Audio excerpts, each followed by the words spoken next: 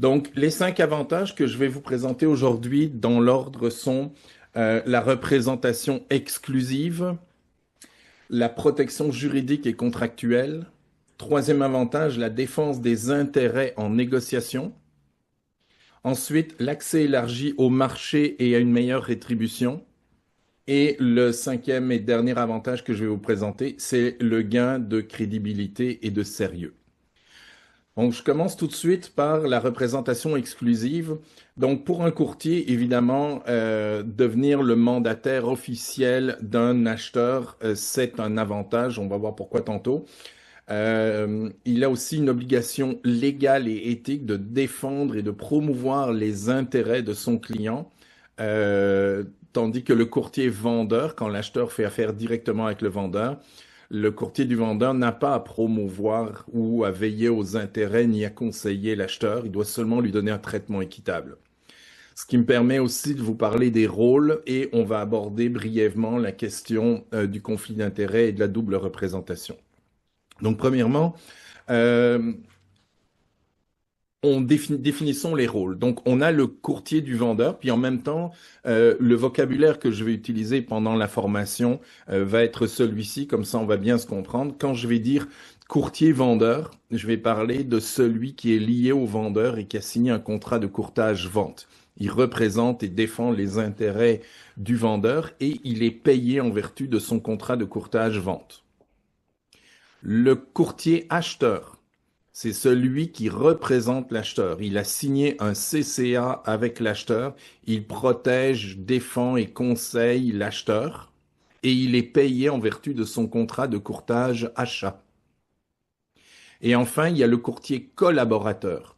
Lui n'est pas lié à l'acheteur par contrat. On dit qu'il on dit qu'il ne représente pas l'acheteur. On dit simplement qu'il l'accompagne dans sa transaction.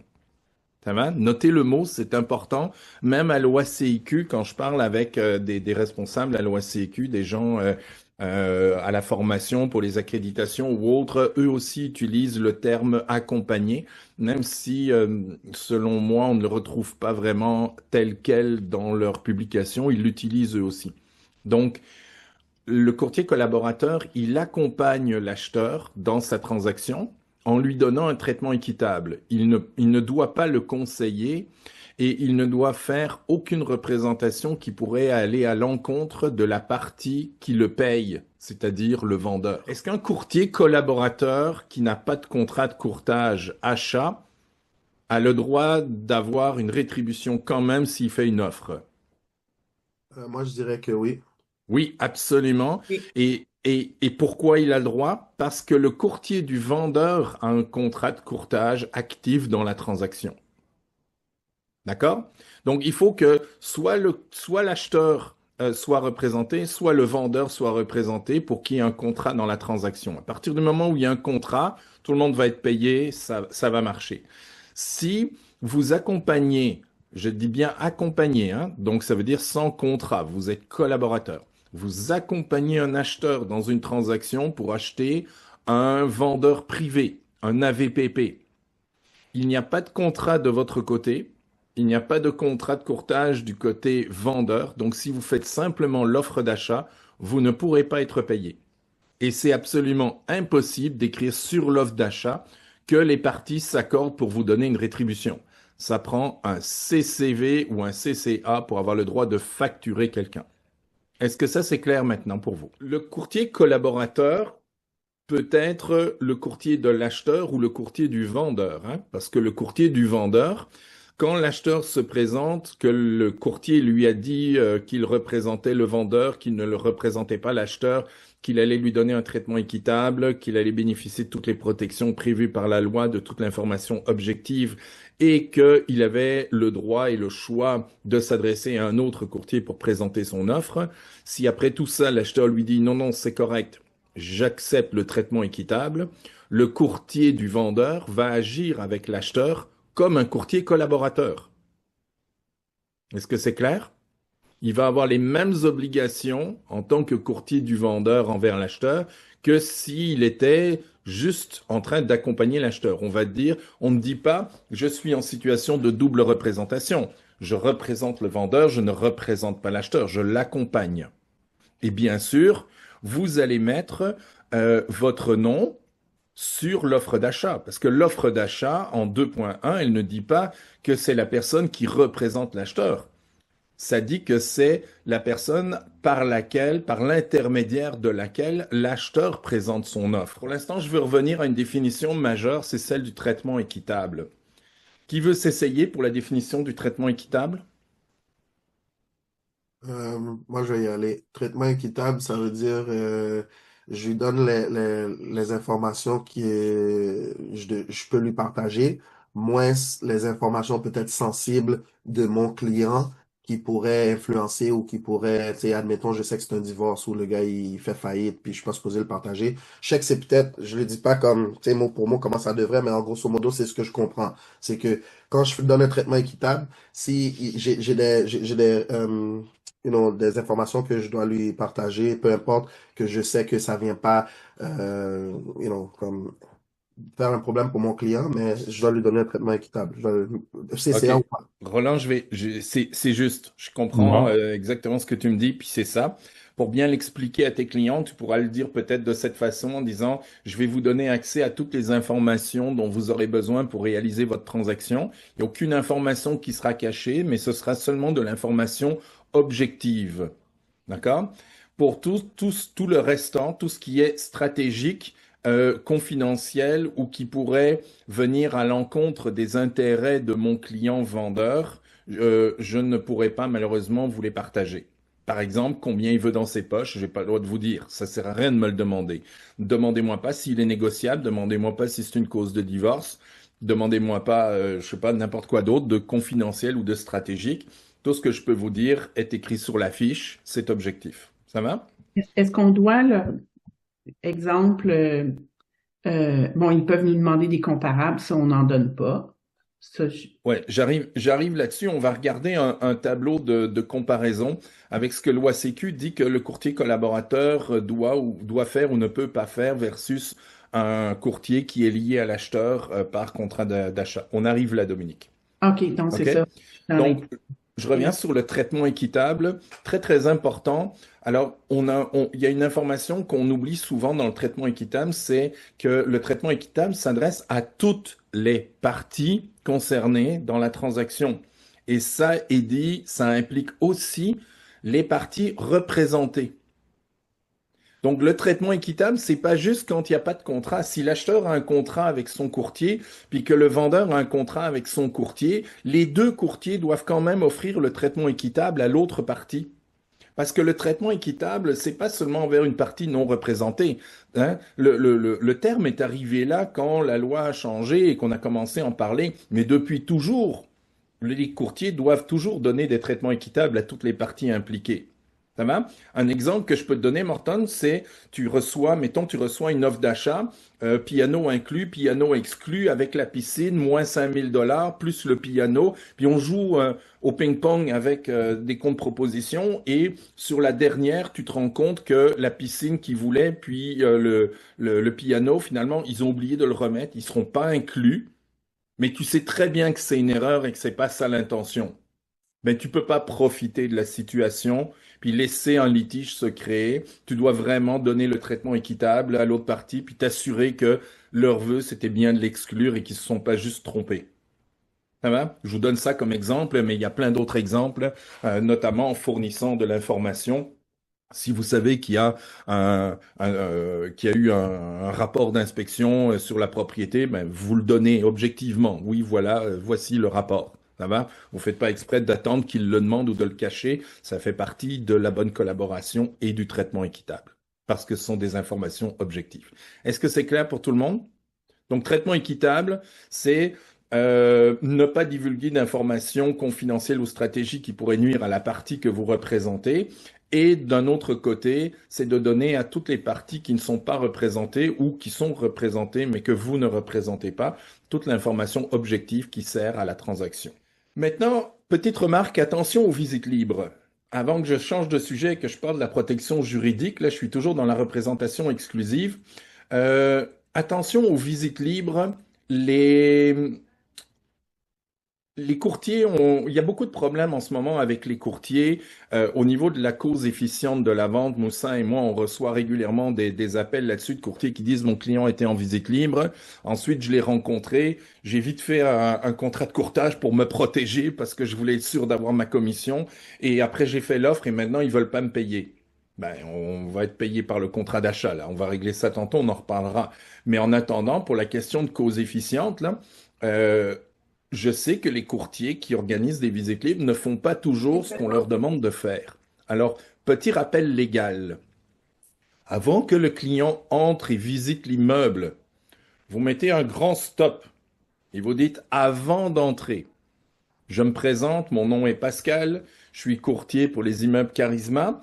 Je représente le vendeur et je dois protéger, promouvoir ses intérêts, donc je ne pourrai pas en même temps vous représenter. Sachez que la loi vous donne le droit d'être représenté par un courtier. Et si vous choisissez de ne pas l'être, vous allez quand même avoir droit à un traitement équitable, à toute l'information nécessaire, à la protection aussi avec mes assurances professionnelles, et c'est moi qui m'occuperai de faire l'offre d'achat. Alors, si ça vous convient comme ça, venez visiter, sinon je préférerais que vous reveniez sur rendez-vous avec votre courtier. Si vous faites ça, il n'y aura pas de malentendu. Parce que dans le contrat de courtage achat, à la clause 7.2, et je vous invite à la curiosité, il y a une clause qui dit que malgré toute stipulation contraire, l'acheteur pourra faire des visites libres sans son courtier. Mais dans ce cas-là, il devra indiquer qu'il est sous contrat de courtage et nommer son courtier. Et suite à la visite libre, il devra dire à son courtier qu'il a un intérêt pour la propriété. Si vous vous basez uniquement là-dessus, vous allez quand même avoir un conflit de cause efficiente parce que l'APCIQ et l'OACIQ ne s'entendent pas sur la question. OK? Donc, il faudra démontrer que c'est vous qui avez fait la présentation de l'immeuble et même si c'est pas une présentation physique, il va falloir prouver que vous avez intéressé de façon significative le client et que vous êtes à la source de la raison pour laquelle il fait une offre. Donc, le mieux, c'est d'être avec vos clients en visite libre ou d'y aller sur rendez-vous à un autre moment. N'envoyez pas vos clients en visite libre parce que même si le courtier dit stop, et que l'acheteur est curieux et qui dit oui, j'ai un courtier, mais je veux visiter quand même, vous perdez la partie collaborateur. Vous serez quand même payé parce que vous avez un contrat de courtage achat. Mais dans ce cas-là, l'acheteur va payer la pleine rétribution, il n'y aura pas de déduction. On va en reparler à la fin de la formation de ce détail technique. Donc, avec ça, je couvre le premier avantage qui était la représentation exclusive. J'en arrive maintenant au deuxième avantage qui est la protection juridique et contractuelle. Donc, le CCA, premièrement, c'est un formulaire obligatoire. C'est le fun de rappeler aux clients que c'est le gouvernement qui prescrit ce formulaire-là.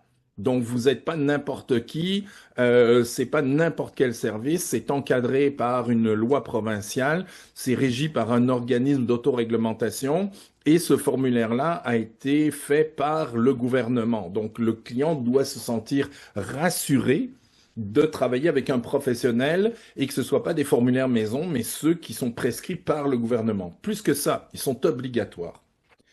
Le CCA encadre aussi clairement les obligations du courtier. Parce que si vous vous engagez à donner du service à un acheteur et que finalement vous partez en vacances, vous répondez pas pendant 2 mois à votre téléphone, vous faites toutes sortes de niaiseries, à un moment donné, l'acheteur, il va mettre fin à son contrat. Ou même s'il finit par acheter et que vous réclamez votre commission, il va refuser de vous la payer. C'est comme un vendeur. Si vous n'avez pas exécuté votre contrat valablement, il peut refuser de vous payer. Donc, ça le lie juridiquement à vous, mais ça vous donne à vous aussi des obligations envers lui, ce qui va dans le sens de la protection de l'acheteur et du public. L'acheteur bénéficie aussi de mécanismes de protection prévus par la loi, comme votre assurance professionnelle, etc. Puis, il y a aussi dans le contrat des clauses particulières qui protègent le client particulier, donc dans les obligations de l'agence.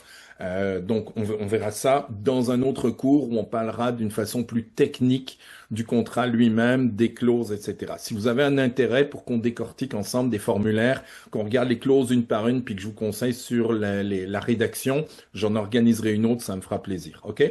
Pour le moment, je veux juste aborder le sujet des avis obligatoires. Donc, l'avis CCA et l'avis CVAN. Vous connaissez ces deux avis-là? L'avis CCA, c'est l'avis que le courtier collaborateur fait signer à son acheteur pour dire qu'il travaille dans l'intérêt de la transaction.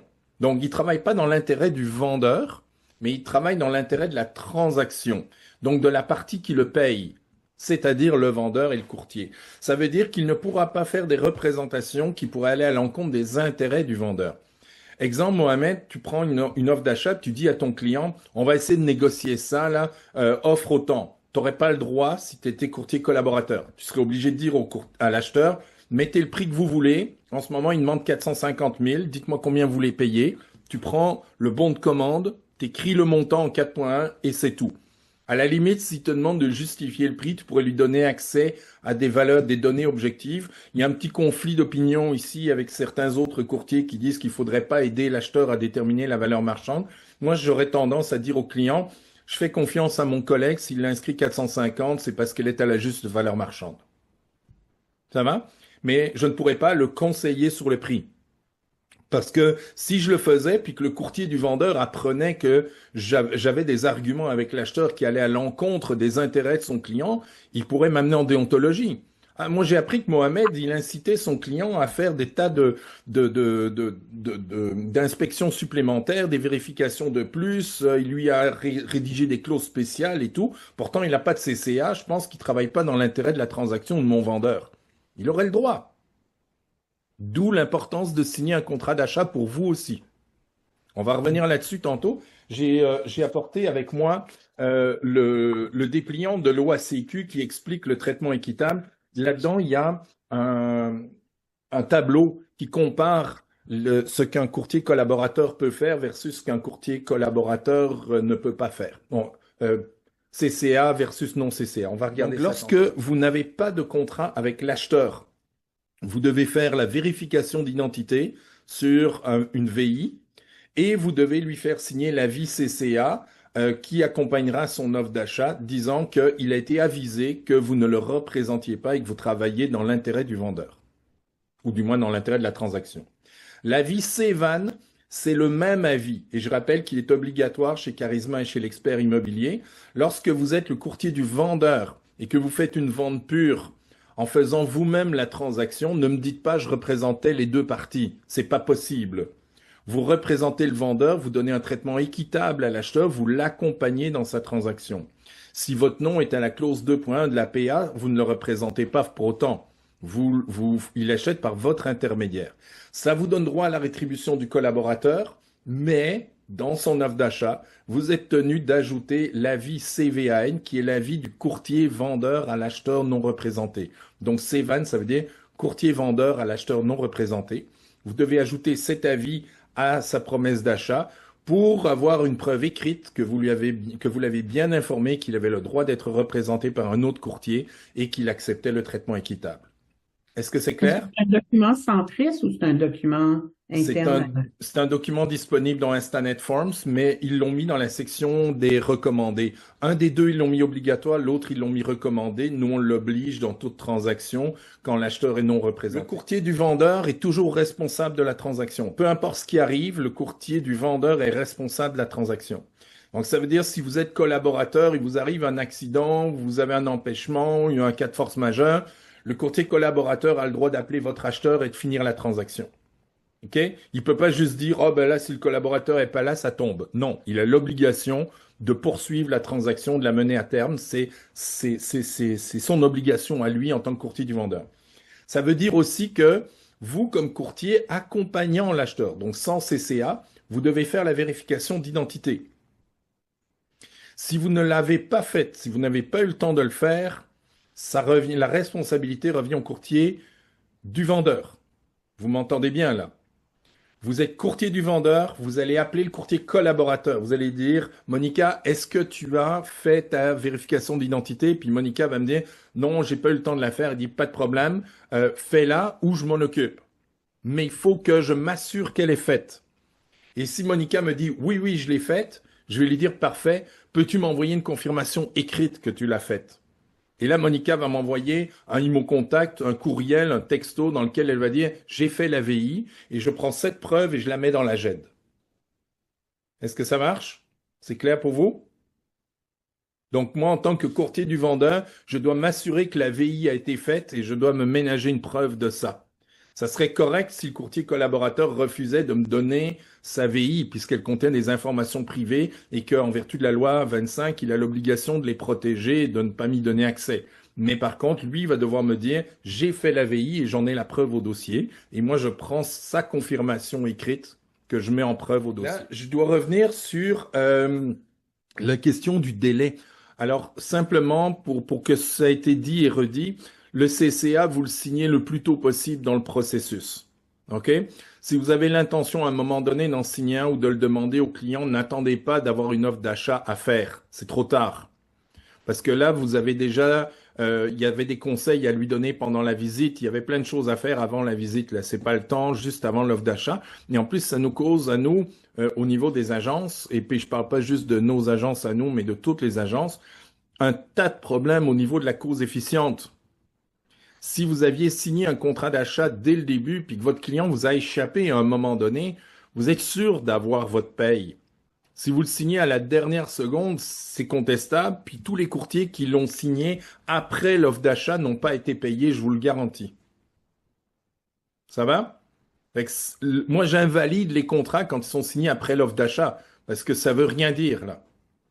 Des fois, je reçois des contrats avec pas de commission dessus aussi. C'est interdit. Vous n'avez pas le droit de travailler pour zéro. Si vous avez envie, vous mettez 1 $, mais vous pouvez pas mettre zéro. D'accord?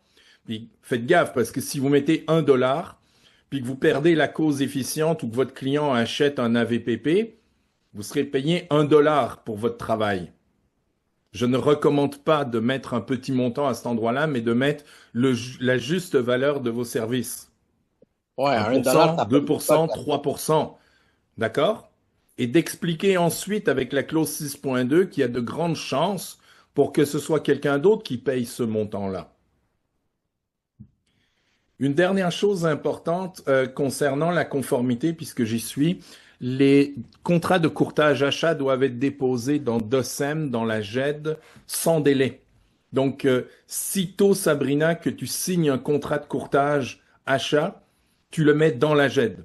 Tu me dis pas, oui, mais il n'y a pas d'offre. Non, tu le mets dans la GED, point à la ligne, c'est la loi. L'article 1 des règlements sur la tenue des dossiers et registres, elle dit que vous devez vous rapporter à l'agence sans délai. Donc, vous signez le document, vous le mettez dans la GED, point à la ligne. Viendra plus tard une offre d'achat, tant mieux, vous la lirez à ça, vous l'attacherez à ce contrat d'achat-là dans la GED parce que c'est le même client qui fait l'offre. Mais vous avez l'obligation de rentrer vos documents sans délai. Et comprenez-moi bien là. Là, il y a un client qui appelle à l'agence puis qui me dit je suis un client de Spiridon, puis j'ai des difficultés à le rejoindre. Nous, on regarde dans la base de données, on dit non, à notre connaissance, vous n'êtes pas son client, on n'a pas de contrat. De quoi on a l'air en tant qu'entité, en tant qu'agence, en tant que responsable du courtier, si on ne sait même pas qu'on est lié à un consommateur? Vous me suivez? Vous voyez l'importance? Ça va au-delà de votre paperasse et du temps que vous avez à accorder à votre administration, là. C'est des enjeux légaux. Donc, quand vous signez un contrat de courtage, achat, vous le mettez sans délai dans la GED et quand il se réalisera, vous reviendrez dans la GED pour faire les modifications. Spiridon? Comment tu vas mettre dans le dossier si vous n'avez pas une adresse ou une inscription?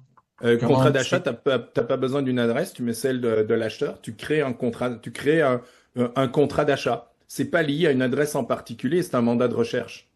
OK. OK. Donc, premier avantage, c'était la représentation exclusive. Deuxième avantage, la protection juridique et contractuelle. On va parler maintenant de la défense des intérêts et de la négociation. Donc ici, évidemment, le courtier peut négocier activement le prix, les conditions et les délais au nom de l'acheteur. C'est tout un avantage. Et dit, si tu accompagnes l'acheteur, que tu n'as pas de CCA donc, puisque j'ai dit accompagner, tu ne devrais pas aller négocier au nom de l'acheteur. Tu ne devrais pas aller présenter l'offre et dire voici l'offre de mon client. Ça va? Parce que là, le vendeur va dire, ben là, pour qui tu travailles en ce moment? Tu es censé travailler de facto dans mon intérêt, puis là, tu es en train d'essayer de me convaincre de baisser mon prix. J'entends quelque chose qui fonctionne pas là. C'est pas dans l'esprit de la loi. Donc, normalement, quand vous êtes simplement collaborateur, vous devriez envoyer votre offre d'achat au courtier collaborateur. Vous avez le droit d'aller la présenter, mais vous n'avez pas le droit de la présenter sous l'angle de la négociation. Vous devez juste dire, voilà, il y a un acheteur qui m'a demandé de l'accompagner, voici ce que l'acheteur propose, tout simplement. Point à la ligne. Vous pouvez négocier une contre-proposition, parce que vous avez envie que la transaction se réalise. Faut pas rester muet puis faire semblant, faire le poteau, là. Mais commencer à négocier en disant, ça, c'est pas ce que mon client veut, mon client voudrait ça, mon client a demandé ça. C'est à partir du moment où vous entrez en mode négociation, il devrait y avoir un CCA. Sinon, vous ne travaillez plus dans l'intérêt du vendeur et c'est contradictoire avec l'esprit de la loi. Je vais prendre maintenant mon tableau comparatif. Et je vais essayer de... Non, je vais pas essayer, je vais vous lire le tableau pour que vous voyez la différence entre les deux. Donc, lorsque vous avez un CCA, on dit que vous visitez la propriété avec l'acheteur, vous lui soulevez les éléments pertinents en lien avec ses besoins, vous le sensibilisez sur les aspects de la propriété qui méritent une vérification ou une inspection plus poussée. Si vous n'avez pas de contrat, la loi dit vous visitez la propriété avec l'acheteur. Donc vous voyez, on a enlevé une nuance ici qui dit soulever les éléments pertinents puis le sensibiliser. Donc je présente simplement l'immeuble. C'est plutôt neutre et objectif. Si vous êtes lié à l'acheteur, vous remplissez un formulaire de promesse d'achat avec l'acheteur, vous le conseillez sur le prix, sur les délais et sur des autres aspects particuliers comme les inclusions, les exclusions. Vous veillez évidemment à ce que ses besoins soient clairement exprimés et vous le conseillez aussi relativement à l'ajout de conditions spécifiques à la promesse d'achat pour vérifier de façon plus poussée certains aspects de la propriété après la visite comme les installations septiques par exemple, la piscine ou autre. Si vous n'avez pas de contrat avec l'acheteur, on dit vous remplissez le formulaire de promesse d'achat avec l'acheteur sans lui transmettre votre opinion, ni le conseiller sur les différents éléments, mais simplement en l'informant objectivement des clauses usuelles à utiliser. Si vous avez un contrat avec l'acheteur, on dit vous recommandez la consultation d'experts liés aux particularités régionales, environnementales, mettons le radon, la pyrrhotite ou autres. Vous recommandez ça au client. Donc vous faites une transaction dans un secteur où vous savez qu'il y a de la pyrrhotite du côté de Trois-Rivières, mettons, et vous dites à l'acheteur, vous devriez quand même vérifier la pyrrhotite, c'est important. Par contre, si vous n'avez pas de contrat d'achat, ce que l'OACQ nous dit ici, c'est souligner que la région où est située la propriété possède certaines particularités environnementales ou géographiques, sans pour autant suggérer ou recommander ou conseiller une inspection plus poussée. Donc vous voyez que, puis ce tableau-là, je vais vous le faire parvenir, ok? Vous voyez que il y a des grandes différences entre ce qu'on fait quand on a un CCA ou ce qu'on fait quand on n'en a pas. D'une manière générale, on dit le traitement équitable, c'est donner des informations objectives. Ce n'est pas conseiller, ce n'est pas suggérer, ce n'est pas donner votre opinion, ce n'est pas vous engager, ce n'est pas négocier. Et de là, maintenant, j'en arrive à la question de la défense des intérêts du client pour boucler cet avantage-là. J'aurais envie de vous dire, moi, personnellement, Pascal, si un acheteur me dit, j'aimerais ça que tu prennes un bon de commande et que tu ailles simplement rédiger une offre d'achat et que tu l'envoies, je vais lui dire, désolé, mais j'aime pas travailler comme ça. Moi, j'aime bien conseiller mes clients. J'aime bien aller au bat pour mes clients. J'aime bien défendre les intérêts. Pour moi, c'est pas la transaction puis la commission qui est importante, c'est mes clients qui sont importants pour moi. C'est ma relation avec le client. Puis si cette offre-ci fonctionne pas, on en fera une autre, mais je veux pouvoir me battre pour mes clients. Je veux me sentir confortable quand je me regarde dans un miroir puis dis j'ai mérité ma commission parce que j'ai aidé des gens à réaliser leur projet. Pas j'ai juste pris un bon de commande puis envoyé ça. Moi, je fonctionnerais que par contrat de courtage achat et je me dirais tout simplement, mais les clients qui veulent pas signer un contrat d'achat, c'est des clients qui ne veulent pas de moi, tout simplement, qui ne veulent pas mon service, qui ne veulent pas mes conseils, puis mon expérience, et qui ne veulent pas être mentorés dans la transaction. Parfait, c'est leur choix. Mais moi, je suis pas prêt à faire le travail à moitié. Je suis un bon courtier, puis je veux le faire au complet. Et sans CCA, je sens que la loi me coupe un peu l'herbe sous le pied. J'aime pas ça. J'aime pas, je ne veux pas travailler sans CCA. Ça va? Ça pourrait être un choix pour vous. Maintenant, un conseil que j'ai donné à plein de courtiers que j'ai rencontrés, et puis je vous l'ai déjà donné tout à l'heure aussi, dites à vos clients, allez, venez visiter avec moi, ou rencontrez-moi une première fois, venez visiter avec moi une fois ou deux, puis si vous êtes confortable après, signez, puis si vous n'êtes pas confortable, prenez un autre courtier parce que moi, je suis pas confortable de travailler sans CCA. J'ai parlé de la représentation exclusive, de la protection juridique et contractuelle, la défense des intérêts.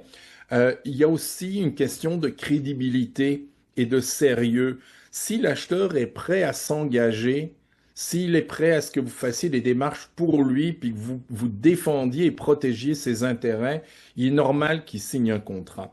Il est normal qu'il s'engage à payer une rétribution. C'est lui qui veut des services d'un professionnel. Et s'il ne veut pas des services d'un professionnel, ne vous acharnez pas à essayer de le servir quand même.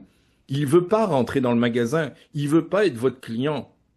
Ça va? Et là, vous perdez. Là, vous allez me dire, Pascal, moi, j'ai pas les moyens de passer à côté et de perdre une transaction. Mais c'est correct, faites-la la transaction. Si vous êtes confortable avec ça, faites-la. D'accord? Mais si par contre, après, le courtier refuse de vous payer parce que vous n'êtes pas cause efficiente, si après, on vous reproche d'avoir conseillé l'acheteur ou des choses comme ça, vous verrez l'importance de signer un contrat par la suite. Il suffit d'avoir quelques mauvaises expériences pour vous rendre compte que le contrat, c'est beaucoup plus confortable et pour l'acheteur et pour le courtier. Maintenant, attention, j'ai beaucoup parlé de cause efficiente, puis je sais que Moussa est avec nous aujourd'hui. Il tenait vraiment à ce que j'insiste sur ce sujet-là aussi. Donc, si vous me permettez, je vais déborder encore d'environ 15 minutes. On a eu beaucoup de questions, un petit peu de retard au début. Donc, si vous êtes d'accord, je finirai vers 11h15, 11h20 maximum. Le contrat de courtage, ce n'est pas une solution à la cause efficiente de la vente lorsque vous pensez l'avoir perdue. Donc, si un courtier vous dit, Rabi, tu n'es pas cause efficiente, malheureusement, je pourrais pas te payer, vous pouvez vous revirer de bord et signer un contrat d'achat. Il y a rien qui vous empêche de le faire et vous allez vous faire payer par l'acheteur. Sauf que, pensez-y. D'habitude, la commission du courtier collaborateur, elle est déjà incluse dans le prix puisque c'est le courtier qui vous la paye.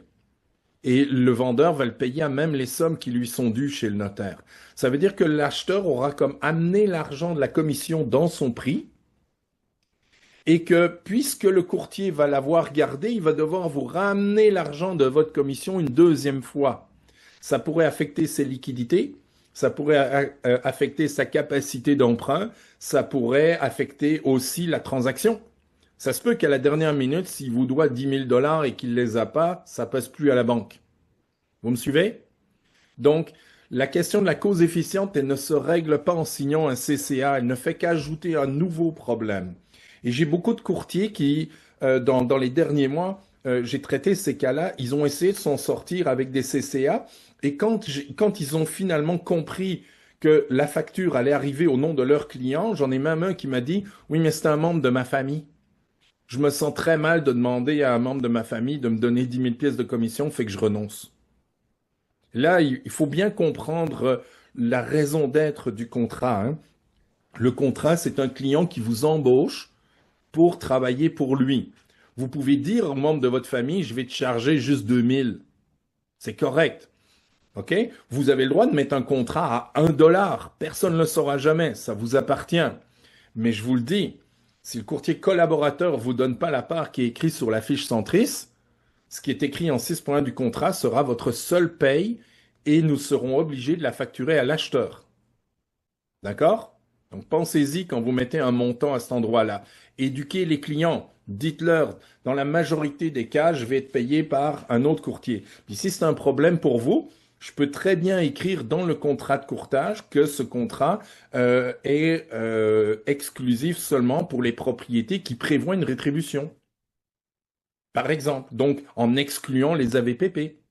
Dernière chose maintenant, et je reviens sur ce que Alia disait au début, le CCA, il nous permet deux choses de plus, d'accéder à un autre marché, un autre marché que les propriétés qui sont déjà en vente par l'entremise de courtier, et il nous permet également d'obtenir une meilleure rétribution. Donc, si le courtier collaborateur, le courtier du vendeur vous offre 2% de commission et que vous voulez 3, à ce moment-là, vous signez un contrat à 3. La clause 6.2 du contrat de courtage achat dit que vous devez encaisser le 2 avant de réclamer le 3 à votre client. Donc 3 moins 2, ça fait 1. Et donc, dès l'inscription, vous avisez votre client et dès que vous lui présentez un immeuble et dès qu'il a un intérêt dans un immeuble, vous lui montrez la commission et vous lui dites, cette maison-ci, elle va te coûter 1. Cette maison-ci, comme il me donne 2.5, elle va te coûter 0.5. Et le montant que ça va lui coûter, vous avez le droit de le financer, de l'inclure dans le financement. Alors, vous utiliserez une annexe R et on en reparlera dans une autre formation qui traitera des aspects techniques du CCA, ou le client vous la paye directement à même ses liquidités chez le notaire.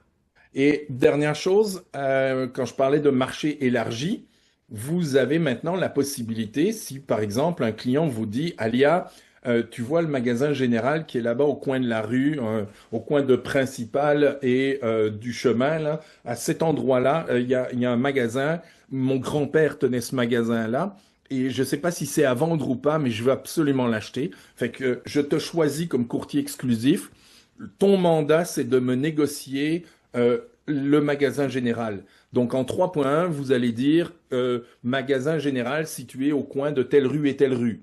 Et Alia va aller chez le propriétaire avec son contrat. Elle lui dit, il y a un acheteur qui m'a mandaté pour venir négocier avec vous l'achat de votre propriété. Est-ce qu'elle est à vendre? Ce serait quoi le prix, les conditions? Donc vous voyez, mon contrat d'achat ici, il vient légitimer mon travail. Mon contrat devient comme un passeport pour rentrer dans les maisons. Je peux aller voir un AVPP puis lui dire, j'ai un acheteur qui veut des bungalows 3 chambres 2 salles de bain. Je viens voir votre maison pour savoir si je peux l'offrir à mes acheteurs ou pas.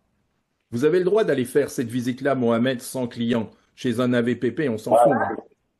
Ça marche? Parfait. Donc, je résume et après ça, j'ouvre une période de questions et puisque j'ai débordé, ceux qui veulent partir, vous pourrez. L'objectif de la formation aujourd'hui, c'était de brosser un portrait général du contrat d'achat et de vous donner des arguments pour que vous ayez peut-être un peu plus facile à expliquer le contrat d'achat à vos clients et de mieux voir les bénéfices du contrat d'achat, puis de ne pas tomber dans les pièges de la complaisance en disant ben c'est correct, je vais lui faire à 0 parce que ça c'est interdit, ou je vais pas lui faire de contrat parce que c'est mon voisin puis que j'aime bien mon voisin mais je veux pas l'obliger à me payer une commission. D'une façon comme d'une autre, la commission il vous la paye hein, puisque c'est lui qui amène l'argent des commissions sur la table. Ça va? Alors aujourd'hui, on a parlé des 5 avantages du contrat de courtage achat. Je vous les répète. La représentation exclusive, qui est tout à fait à l'avantage de l'acheteur. La protection juridique et contractuelle. La défense des intérêts en négociation. Je vous rappelle que vous n'avez pas le droit d'aller négocier le prix et les conditions de l'offre d'achat si vous êtes collaborateur. Enfin, l'accès élargi au marché et à une meilleure rétribution. Et puis, on a parlé aussi du gain de crédibilité et du sérieux. Quand vous allez présenter une offre d'achat, vous dites mon acheteur, ici, je le connais bien, j'ai un contrat d'achat avec lui. Ça fait déjà un bon moment qu'on visite ensemble. Ça augmente votre crédibilité. OK? Si vous étiez le courtier du vendeur avec 3 offres d'achat simultanées, est-ce que vous prendriez en priorité les offres d'achat d'un courtier collaborateur qui connaît pas du tout ses clients, qui vient de faire qui vient de prendre un bon de commande, ou vous prendriez celle d'un courtier qui représente ses acheteurs, défend ses intérêts? J'avoue que ce serait plus facile de prendre le bon de commande. Ça va? Mais je sais que de l'autre côté, l'acheteur qui a accepté de signer un contrat, il est sérieux dans ses démarches, il veut vraiment une maison, il est même prêt à payer un courtier pour l'aider à l'acheter.